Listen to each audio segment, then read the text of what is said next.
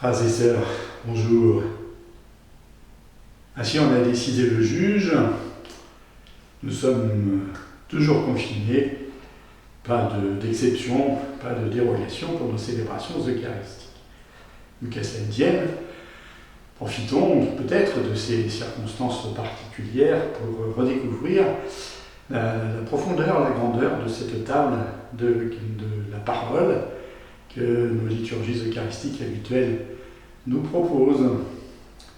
Cette table de la parole qui n'est pas une sorte d'introduction, de préambule nécessaire à l'accès à l'Eucharistie, mais bel et bien, comme l'Eucharistie, c'est une table où la présence du Seigneur ressuscité se donne à nous, où il nous rejoint, il nous parle à travers sa parole.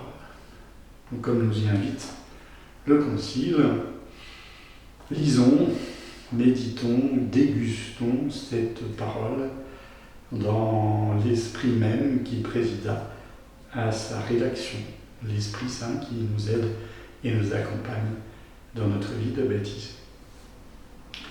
Ainsi, en ce 32e lundi, 32e semaine du temps ordinaire, nous entrons dans un nouvel univers à travers la lecture quotidienne de la parole. Nous laissons la lecture de l'Épître aux Philippiens que nous parcourions ces jours derniers pour entrer dans les épîtres qu'on appelle les épîtres pastorales. Alors ces épîtres sont au nombre de 4. Les 2 épîtres à Timothée, l'épître à Tite et le billet à Philémon. Billet, parce que c'est une épître courte. Et ces 4 épîtres sont effectivement bien particulières. Elles ouvrent sur un univers nouveau. Ce sont les seules, d'ailleurs, qui soient adressées nommément à quelqu'un. Et elles nous mettent en contact avec une nouvelle figure que nous allons découvrir aujourd'hui avec les premiers versets de l'Épître à Tite. Nous sommes en contact avec un Paul plus âgé, un Paul de la maturité, pourrait-on dire élégamment. Certains d'ailleurs pourraient dire que peut-être ces épîtres pastorales ne sont pas vraiment écrites par Paul. Peut-être que c'est son secrétaire ou un disciple proche qui les a écrites, tant il est vrai qu'elles ont bien leur tonalité propre et qu'elles témoignent d'un basculement entre la première génération chrétienne et sans doute déjà la deuxième. Nous sommes dans le dernier tiers du 1er siècle. Les apôtres, il y en a certains sans doute qui sont déjà morts. Alors les communautés chrétiennes, par la force des choses, commencent à s'organiser, puisque la génération apostolique commence à s'éteindre. C'est témoins directs de la vie avec le Seigneur. Et apparaît donc cette nouvelle figure que Paul nous présente dans cette épître à Tite. Ainsi s'adresse-t-il en ces termes à Tite. « Je t'ai laissé en Crète, c'est pour que tu finisses de tout organiser et que dans chaque ville tu établisses des anciens, comme je te l'ai commandé moi-même. » La figure de l'ancien qui va prendre toute sa place dans les épîtres pastorales, elle apparaît déjà dans les derniers chapitres du livre des Actes des Apôtres, mais cette figure de l'ancien. Paul nous en dresse une sorte de portrait. Il faut que le responsable de la communauté soit sans reproche, puisqu'il est l'intendant de Dieu. On voit déjà que la figure de l'ancien doit articuler une manière d'être, comportement, avec service de la parole.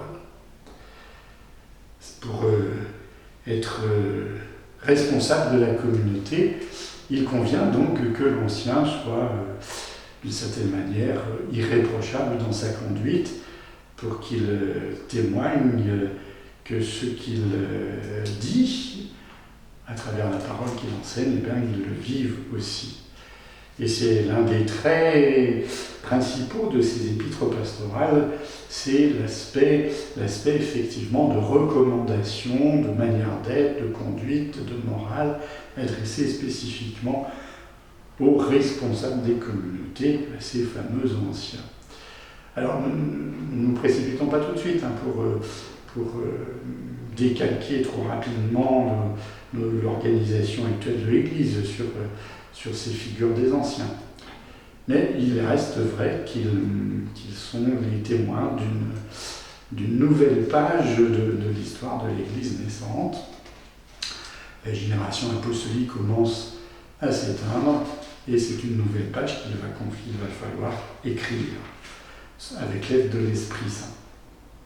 Et déjà, donc, apparaît la nécessité pour l'ancien, comme Paul nous le dit, il doit être attaché à la parole digne de foi, celle qui est conforme à la doctrine, manière de dire qu'il y a déjà dans ce dernier tiers du 1er siècle un point de repère, un noyau dur où s'exprime, où se condense la foi, la doctrine chrétienne, l'expression déjà de la foi chrétienne.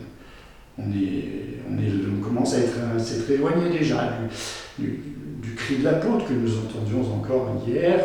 Nous ne pouvons pas vous laisser dans l'ignorance au sujet de ceux qui se sont endormis dans la mort. Cette bonne nouvelle de la résurrection du Christ qui nous ouvre à chacun d'entre nous, à tous ses disciples, l'avenir de la communion éternelle, l'avenir de notre propre résurrection.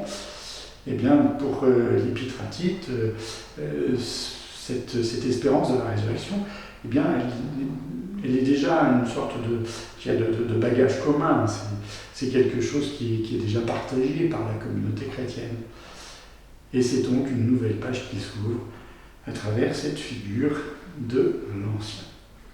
Frères et sœurs, à deux.